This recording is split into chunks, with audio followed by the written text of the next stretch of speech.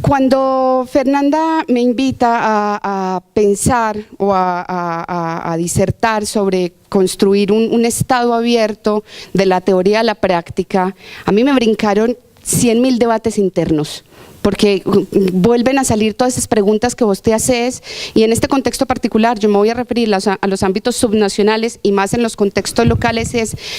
Surgen 3 debates principales que, si bien voy a llegar a la práctica, porque la idea era llegar a la práctica, tenemos que tomar un poco de teoría en este contexto. El primer debate que planteamos, que si ven, no me saltó ahí, que siquiera lo tengo organizado porque me voy saltando todo, era, antes de dar el primer debate, quería hacer como una contextualización general previa a los eventos que habíamos hecho, decir cuál es el escenario actual en Argentina.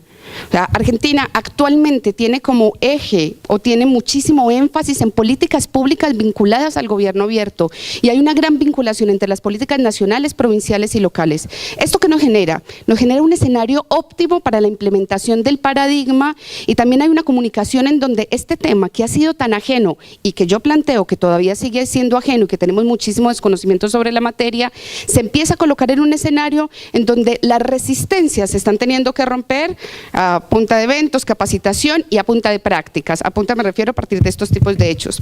Y en este contexto se ha generado un aumento estadístico sustancial de implementación de políticas de gobierno abierto, políticas abiertas y prácticas de gobierno abierto. Ahora, volviendo a lo que te decía, ¿en qué momento? Cuando vemos la vinculación entre la teoría y la práctica, a mí me surgía la pregunta que ha surgido en muchos municipios: ¿y cómo? Buenísimo, está el paradigma y cómo lo implementamos.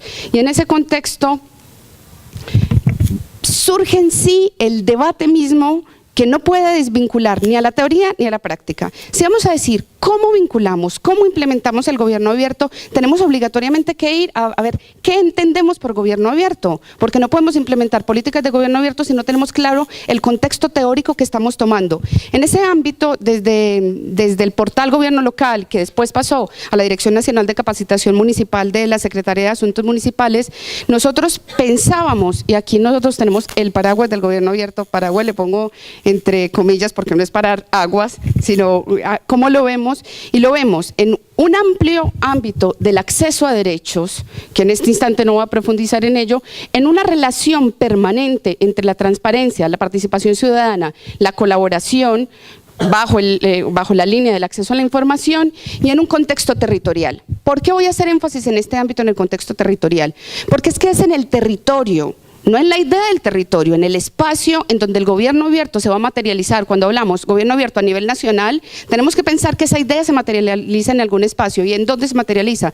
En los contextos territoriales, que finalmente van a ser en donde van a estar los gobiernos locales trabajando específicamente. Entonces, si nosotros pensamos el paradigma de gobierno abierto en esta interrelación de estos ejes con los conceptos que los vinculan, en donde está la rendición de cuentas, los datos abiertos, las diferentes herramientas de participación ciudadana y la colaboración inter e intrainstitucional, tenemos que pensar en el contexto territorial. Y si pensamos en el contexto territorial, viendo el territorio desde una perspectiva amplia, el territorio comprendiéndolo como aquello que representa, las representaciones simbólicas de quienes lo habitan, y ahí tenemos que pensar que entonces los contextos territoriales van a tener una idiosincrasia, van a tener un contexto político, un contexto económico, un contexto productivo, los gobiernos locales van a tener diferentes tipos de recursos tecnológicos, humanos, capacidades de gestión. Ahí vendríamos a pensar entonces el cómo. Y el cómo tendríamos que definir las herramientas y el contexto territorial del ámbito subnacional para poder pensar cómo aplicar ese paradigma, para generar prácticas innovadoras. Y en este ámbito hay 2 líneas que quiero comentar. ¿Cómo voy de tiempo? Bueno, vamos. La primera: cuando tenemos el cómo implementarlo, lo primero que tenemos que pensar es cómo lo vamos a hacer en el contexto territorial, pensando en la heterogeneidad de los contextos. Y esto nos va a permitir unas ventajas y unos grandes problemas. Las ventajas: si vos pensás una política de gobierno abierto en tu contexto territorial, si lo pensás específicamente a las herramientas que tenés, vas a tener procesos de innovación, vas a generar una autonomía, vas a promover el desarrollo local. Eso te va a fortalecer una implementación que va a poder ser permanente en el tiempo. Ahora, si nosotros no tenemos claro el concepto o el eje teórico que vamos a implementar, ¿qué sucede? Yo había pensado y decía una bolsa de gatos, iba a estar una ensalada conceptual y después dije, bueno, no mejor, un círculo donde hay un montón de conceptos que terminan siendo conceptos vacíos. ¿A qué me refiero? Si nosotros no tenemos un contexto teórico, una línea de cómo comprendemos el gobierno abierto, vamos a terminar hablando de tecnologías, de gobierno electrónico, de datos abiertos, sin tener sentido de lo mismo. Y en ese contexto, ¿qué va a suceder? En esta posibilidad inmensa que tenemos de implementar diferentes prácticas de gobierno abierto, podemos estar haciendo cualquier cosa menos gobierno abierto. ¿Y aquí a qué me refiero? ¿Por qué vuelve de nuevo el contexto teórico importante? Porque cuando nosotros pensamos, y acá me voy a enloquecer un poco porque me emociono, cuando nosotros pensamos el gobierno abierto lo tenemos que pensar en el ámbito del Estado, en el ámbito de una construcción política, en el ámbito que es un paradigma que está replanteando los órdenes y las formas de gobierno que teníamos. Y si apuntamos tanto en paradigma para llegar ahí, a como herramienta, a replantear esos órdenes, que se puede decir que estamos generando procesos de redistribución del poder, en donde el Estado reconoce y se relaciona con sus ciudadanos y a partir de este trabajo se co-construye, estamos hablando que el poder se redistribuye. Si nosotros no pensamos el gobierno abierto en ese ámbito, ¿de qué nos sirven los datos abiertos? Si no estamos vinculando a una ciudadanía para hacer una redistribución del poder. ¿De qué nos sirve utilizar tecnologías que si bien nos pueden agilizar las herramientas de la gestión, no estamos pensando las tecnologías para el fortalecimiento del Estado? Si nosotros no pensamos esto en el ámbito del valor público, de la democracia y de un cambio paradigmático en las formas de gobernar, termina siendo un discurso vacío en donde el gobierno abierto corre el riesgo de ser una, voy a decir esto entre comillas, una moda o una herramienta marketinera, entre comillas lo quiero decir, en donde no se trabaja la esencia de lo político, que no es lo partidario, de lo político y la reflexión que tiene involucrada en el Estado, sino ponemos etiquetas de ser gobiernos que estamos aparentemente innovando, pero le ponemos etiquetas nuevas a prácticas que no están hablando de un cambio de paradigma. Entonces, en ese contexto, o sea, como que hay que estar atentos. Bueno, voy a hablar un poquito más rápido, o sea, le metemos acelerador. Primer debate era este debate que se genera entre cómo hacerlo. El segundo debate que hay, cuando no hay una relación, que igual se está articulando lo que decía previamente, entre la teoría y la praxis, aquí vuelvo a lo que estaba diciendo, nosotros estamos hablando de Estado, de democracia, de valor público, de política, y cuando hablamos de política vamos a estar hablando del poder y del control. Si nosotros no vemos la vinculación entre la teoría y la praxis, primero, no hay una redistribución del poder. ¿En dónde queda el paradigma?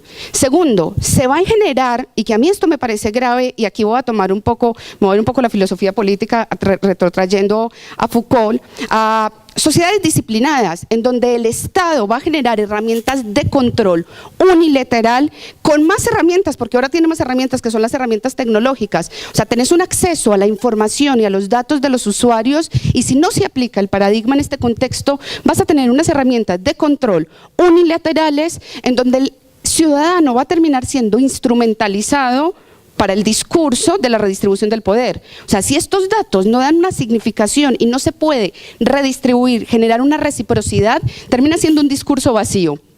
Y volvemos de nuevo al debate. Y entonces, ¿cómo lo hacemos? En todos estos conflictos que hay, ¿cómo llegamos y lo hacemos? Y no tengo fórmulas mágicas porque no hay un manual de gobierno abierto, y esto lo repito todo el tiempo, es vincular la teoría, comprender, adaptarla no maniqueamente ni instrumentalmente diciendo esto me sirve aquí, no, sino pensarlo como lo pensamos en nuestros territorios y generar herramientas de innovación en ese contexto territorial. Ya voy, vamos a los casos. La siguiente pregunta, porque estamos hablando de parlamentos abiertos, entonces yo les decía, aquí vamos a llegar a los casos, pero tenía que contextualizar esto, yo me lo preguntaba, ¿se implementa gobierno en ámbitos legislativos? Y acá tenemos unos contextos. Cuando nosotros también incorporamos sistemas teóricos y los adaptamos o los embutimos, perdón la expresión, a las realidades latinoamericanas, muchas veces vamos a tener problemas de traducción, y uno de los problemas de traducción que teníamos con el concepto de Open Government era que se vinculaba cuando llegó el concepto solo al Ejecutivo. Entonces, ¿qué sucede? De cierta manera, todo el ámbito legislativo llega tarde, no es porque no se estuviesen haciendo cosas, sino en la práctica y en la forma de nombrarlo, como que se decía gobierno abierto y se imaginaba solamente ciertas entidades y el legislativo cri-cri, por ahí saltando, y no se vinculaba en cuanto a las políticas. Lo de por ahí saltando es una metáfora, ¿no? La siguiente, existe, y esto lo hemos relevado a partir del trabajo que se ha hecho en el portal Gobierno Local, conflictos internos dentro del ámbito subnacional en las relaciones que existen entre el Ejecutivo y el Legislativo. Durante muchísimas veces, en casos específicos, el Legislativo tiene un conflicto con el Ejecutivo y el Legislativo no le sanciona las leyes, o el Ejecutivo dice no apoya una ordenanza que hay. Esto lo estoy refiriendo a la práctica cotidiana, o sea, no en la parte teórica, sino en la práctica cotidiana. Esto lo podemos ver cuando vos te acercas a una página web de un municipio, te nombra el honorable Consejo Deliberante, pero normalmente la página del honorable Consejo Deliberante está por otro lado. Entonces, como que de una vez te da la sensación de que hubiese algo dividido en ese contexto y que hay una falta de continuidad en las iniciativas, porque muchas veces se inician propuestas de consejos abiertos, están un par de años, después se desaparecen, y eso sucede porque no está en el marco de una política pública. Hay falta de visibilización, que eso lo considero la importancia de intercambiar experiencias, de las líneas que se están haciendo de apertura en los ámbitos legislativos, pero también hay una falta de un marco conceptual. ¿A qué me refiero en un marco conceptual? Precisamente con esa entrada tarde del Parlamento abierto o del ámbito legislativo al paradigma del gobierno abierto, hay iniciativas que son de gobierno abierto, que vamos a nombrar algunas, vinculadas específicamente a la participación ciudadana, pero el Consejo no las nombra como iniciativas de gobierno abierto. Se han hecho durante años ejemplos como la banca del vecino, el Consejo va al barrio, que son prácticas de gobierno abierto. O sea, hay co-creación de políticas públicas, pero no se nombran en ese marco conceptual. De los debates de la práctica, o sea, ya salimos del debate, ya casi, 2 minuticos más. Las generalidades, cuando se visitan, esto lo hice a partir de una revisión de casos, analizando las prácticas en consejos deliberantes y lo que observas en las páginas. La primera característica, hay o sea, se dice quiénes son los concejales, cómo están los bloques, hay una publicación en el boletín, no en muchos ámbitos, hay lados donde no se sabe qué hace el consejo, pero esto es como una generalidad que se puede dar. En cuanto al tema de la transparencia, nosotros actualmente tenemos 80 gobiernos locales que tienen ordenanza. Este dato lo saqué de la Nación Data, puede que haya un par más ahora, pero de todas maneras, si tenemos un país con más de 2.200 municipios y tenemos 80 que tienen reguladas la ley de ordenanzas vinculadas al acceso a la información pública o al derecho a la información, o sea, tenemos un desafío grande. Y a nivel provincial, específicamente tenemos 15, que esperamos que salga pronto, vamos con Mendoza. En ejemplos donde hay una política de datos abiertos, es en Córdoba, en donde hace 2 años se trabajaba el Parlamento abierto y habían hecho un acuerdo con Bahía Blanca para utilizar una plataforma de datos que se llamaba JUNAR. En este contexto, vale la pena resaltar el acuerdo intermunicipal, pero también lo que sucede es cómo esa iniciativa no está como tal, o sea, vos la ves publicada, pero no está vinculada directamente a la política de gobierno abierto de la ciudad. Entonces, otra vez te queda como, bueno, entonces una pata por allá y otra pata por acá. En este contexto se abrían datos y había visibilización de datos, que es un punto que hay que resaltar, que me parece importante. Ay, ¿ya? No, espérate. Esto me fue para donde no es, ¿tiene vida propia? No, es el último. Está bien, el último. No, este no es el último. Bueno, se saltaron, pero algo pasó. Les cuento los siguientes casos. Van a ser rapiditos y así no tengo cómo mirar. Tenemos casos de... Esto era en cuanto a transparencia de datos. Después de participación ciudadana. Tenemos ejemplos de parlamentos infantiles, que está buenísimo, porque si vos te pones a pensar, y aquí voy a decir algo bastante controversial, me pueden caer palos de una vez, lo sé, normalmente las ciudades están pensadas, va a salir el feminismo, para hombres de edad media, de clase media alta. ¿Dónde está el mundo para los niños? ¿Dónde está el mundo para las personas que tienen movilidad reducida? ¿Dónde hay un mundo pensado para la diversidad de género? Entonces, cuando se piensa un parlamento desde una perspectiva de los niños, de los jóvenes, es cómo te estás pensando el mundo y cómo te estás pensando la regulación y gobierno de este mundo. O sea, gobierno de este mundo no me refiero a de los estados o de los gobiernos locales específicos. Después tenemos casos de mesas de participación ciudadana en donde se ha intentado apostar a la co-creación de políticas públicas. Ya lo voy a hablar más tarde en el caso específicamente de Lomas de Zamora, que en la tarde creo, bueno, en algún momento lo vamos a hablar, no me hagas confundir, que yo me confundo solita. Bueno, es que teníamos el ejemplo de Con Ojos de Niño, que era un ejemplo que se había planteado en Montevideo, que después lo replica la ciudad de Rosario, la banca del vecino, que está en Turpungato, aquí en Mendoza, la banca del pueblo, el consejo a las calles, que está en Godoy Cruz, las mesas barriales de gestión local, que son varios ejemplos que vienen funcionando, y lo que tendremos que pensar es cómo se da la continuidad y cómo se enmarca en el paradigma. Y mira que es verdad, reflexiones finales. No salen ahí porque algo pasó. 3 puntos quiero dar como una reflexión final. Primero, la importancia del debate. O sea, nosotros no podemos, o sea, el concepto de gobierno abierto está atado a la praxis y no son compartimientos estancos. O sea, no es que esta teoría fue y se quedó fija. O sea, se va a ir vinculando y se va construyendo de cierta manera. Tenemos que estar atentos a los debates porque si no nos quedamos con una sola verdad, y esta verdad la digo entre comillas, y corremos el riesgo de implementar una serie de conceptos vacíos que se van a caer en el tiempo. Si no lo pensás en tu territorio no va a funcionar. La siguiente, importancia de los debates. El siguiente punto es, nosotros somos como una pequeña comunidad en donde venimos trabajando el gobierno abierto y de cierta manera lo tenemos naturalizado. Pero si nos ponemos a salir un poco de la burbuja, estamos iniciando, vamos avanzando y vamos construyendo en el camino. Y en ese camino nos mandamos macanas varias.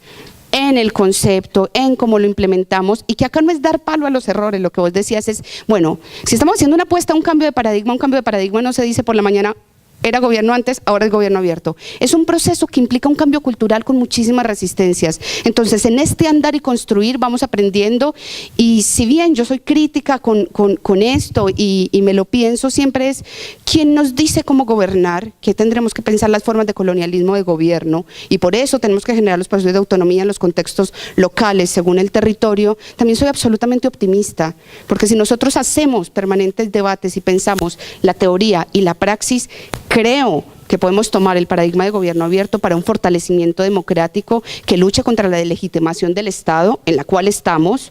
Entonces, ¿cómo esta herramienta, si lo vamos haciendo pasito a pasito, y va a sonar una canción que no la voy a decir, nos dañaron el pasito a pasito, vamos a lograr llegar a este paradigma, que es un camino que se ve como paradigma y como herramientas? Y finalmente, la importancia de compartir experiencias, porque cuando te sentás a ver cómo lo hizo el otro, las dificultades que tuvo, las buenas iniciativas y las que no salieron, puedes pensarte lo que te puede servir a vos o lo que no te puede servir. Muchas gracias y tengo calor.